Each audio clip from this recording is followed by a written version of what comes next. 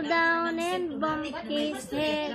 Mama called the doctor and the doctor said, "No more monkeys jumping on the bed." Two little monkeys jumping on the bed. One fell down and bumped his head.